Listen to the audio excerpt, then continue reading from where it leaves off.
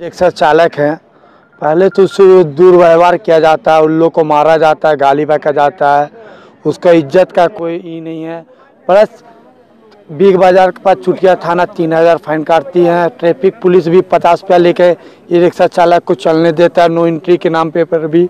और जैसे ही आज वो अगर नगर निगम फ्राई लाइन में पकड़ा तो वो भी 3000 काटा।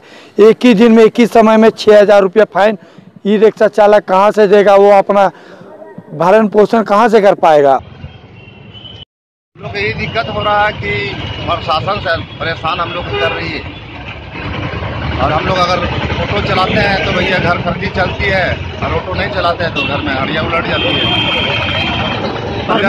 परमिट भी रहते हुए अगर दूसरा रूट में चल जाते हैं तो पकड़ के फाइन काट दिया जाता है हम लोग के साथ। आज जो है 12 से 15 दिन से परेशान है। 12 से 15 दिन से उनके घर परिवार को चलना मुश्किल हो रहा है, खाना खाना मुश्किल हो रहा है, भूखमरी की कगार पर आ गए हैं। और नगर निगम द्वारा गलत नीतियां, जैसे कि उनका रूट परमिट, जबकि हमारी केंद्रीय सरकार और यातायात सरकार जो है रूट परमिट पूरे देश में फ्री करने की बात कही है, और रांची में ही सिर्फ रूट परमिट का ये है, बाकी बात कहीं और नहीं है। हम नगर निगम से कई बार आंदोलन के द्वारा भी 28 अगस्त को आंदोलन किए थे, उसमें भी कह चुके थे कि रूट मुख्य मार्ग हम लोग छोड़ने के लिए तैयार है, और नगर निगम का और प्रशासन का भी साथ देने के लिए तैयार है। सिर्फ हम लोग को मुख्य मार्ग छोड़कर सभी का रूट परमिट फ्री किया जाए।